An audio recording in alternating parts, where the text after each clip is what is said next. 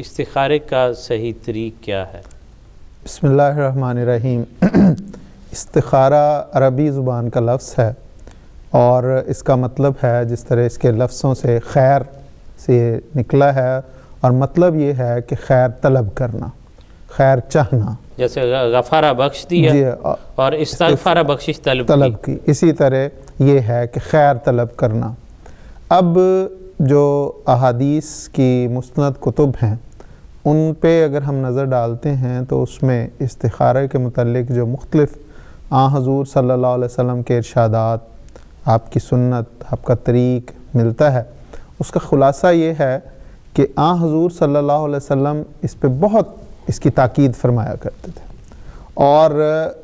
حضور صلی اللہ علیہ وسلم کے متعلق صحابہ کہتے ہیں کہ حضور استخارہ ہمیں اس طرح سکھاتے تھے جس طرح قرآن کریم کی آیات سکھاتے تھے۔ اور اگر اس بات کو سمجھنے کے لیے ہم اس معاشرے میں جائیں جو ایک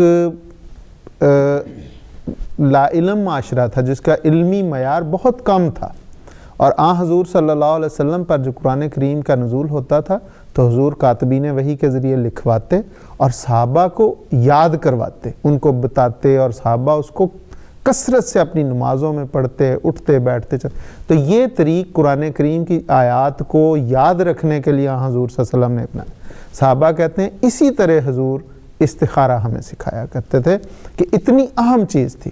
پھر حضور اپنے صحابہ کو یہ فرماتے کہ اپنے ہر کام کے متعلق کام شروع کرنے کے لیے، اس میں عقل سلیم حاصل کرنے کے لیے، خدا تعالیٰ کی رہنمائی حاصل کرنے کے لیے ضرور استخارہ کیا کرو۔ یہ اس کی اہمیت۔ اب استخارے کا طریق کیا ہے؟ اس کے لیے حضور صلی اللہ علیہ وسلم کی جو مستند روایات میں پتہ چلتا ہے کہ 2 نفل نماز ادا کی جائے، اور اس میں خدا تعالیٰ سے گریزاری کر کے حضور صلی اللہ علیہ وسلم نے ایک باقاعدہ دعائے استخارہ سکھائی، اور اس دعائے استخارہ کو پڑھنے کے بعد انسان اپنی حاجت، اپنا کام، اپنی ضرورت خدا تعالیٰ کے حضور پیش کرے کہ یہ میری حاجت ہے، اور وہ جو دعائے استخارہ ہے وہ بھی اللہ تعالیٰ سے رہنمائی اور خیر مانگنے کے الفاظ پہ مشتمل ہے، اور اس میں پھر اپنی خدا تعالیٰ سے رہنمائی کی خاطر خدا تعالیٰ سے اس کے بارے میں چاہا جائے، خیر طلب کی جائے۔ یہ حضور صلی اللہ علیہ وسلم کا طریق تھا۔ حضرت اقدس مسیح موعود علیہ السلام نے بھی اس کے متعلق بہت زور دیا، اور حضور نے یہ ارشاد فرمایا کہ حضور ایک جگہ فرماتے ہیں کہ لوگوں نے، یہ اتنی خوبصورت چیز تھی، اتنی زبردست چیز تھی کہ اس سے اللہ تعالیٰ سے رہنمائی ملتی ہے اور انسان کو ایک صاف، روشن عقل سلیم عطا ہوتی ہے،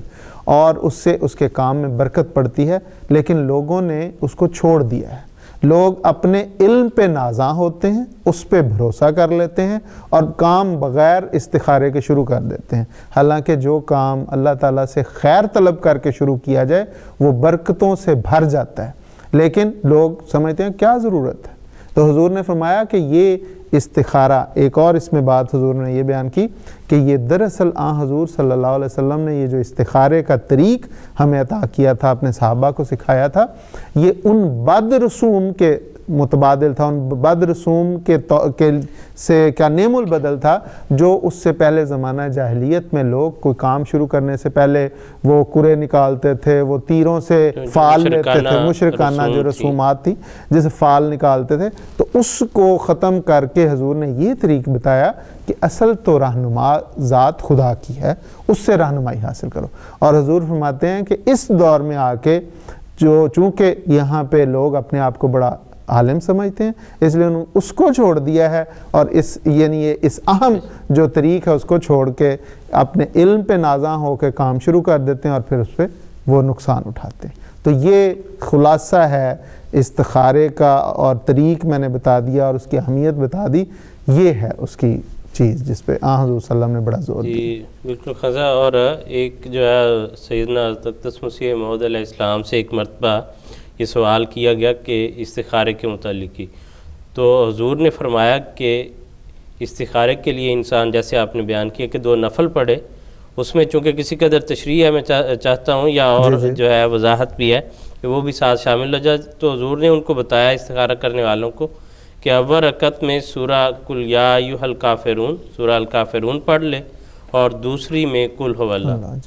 اتحیات میں یہ دعا کرے، جو استخارے کی دعا ہے وہ حضور نے ساری جو ہے اردو الفاظ میں یہاں پر بیان فرمائی ہے. اور 21 یا 26 دسمبر 1941 کو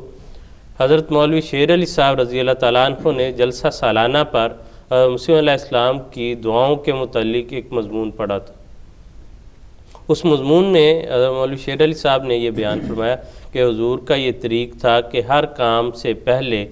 دعا کرتے، اور یہ بیان کیا کہ وہ دعا بطریق مسنون استخارہ ہوتی تھی. اور وہاں پر انہوں نے یہ بیان کیا کہ استخارہ کے لیے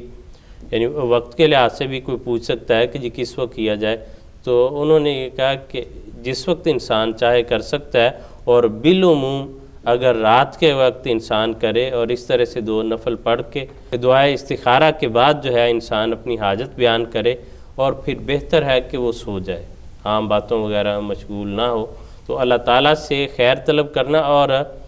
استاذ المکرم مبشر کالم صاحب کا ایک لفظ وہ استعمال کیا کرتے ہیں، وہ بڑے اچھی وضاحت کرتا ہے، وہ مجھے یاد آ گیا. وہ کہا کرتے ہیں کہ یہ استخارہ ہے، استخبارہ نہیں ہے.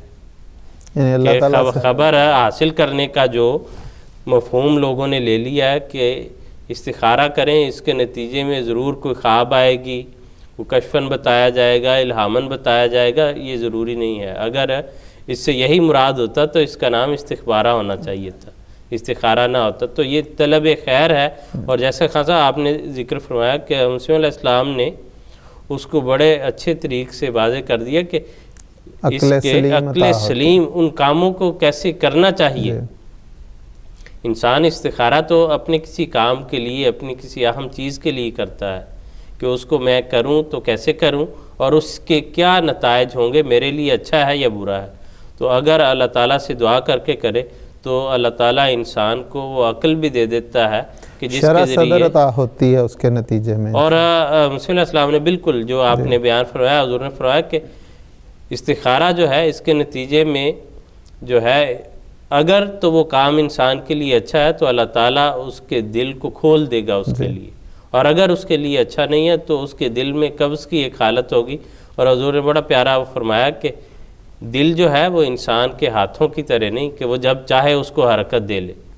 دل جو ہے وہ اللہ تعالیٰ کے ہاتھ میں ہے، جب اللہ تعالیٰ اس کو حرکت دے تو وہ اس کے مطابق چلتا ہے، اور یہ ہوائیں اندر سے ہی چلتی ہیں جو اللہ تعالیٰ چلاتا ہے. اور اگر اس دعا پہ بھی غور کیا جائے تو اس کے بھی الفاظ اسی کے متحمل ہیں، یہی بیان کر رہے ہیں کہ اللہ تعالیٰ سے بندہ مانگتا ہی یہ ہے کہ وہ اللہ تعالیٰ اس سے شرح صدر، ایک عقل سلیم، ایک کام کرنے کا طریق اور ایک رہنمائی ملتی ہے. یہ جو تصور ہے کہ ضرور خواب آئے یا کوئی الہام ہو، یہ تصور کوئی کہیں سے بھی نہ حضرت اقدس حضور صلی اللہ علیہ وسلم کے ارشادات سے ہمیں ملتا ہے، اور نہ ہی حضرت اقدس مسیح موعود علیہ السلام کے ارشادات و اقوال و افعال سے ہمیں ملتا ہے. جی بالکل ٹھیک ہے.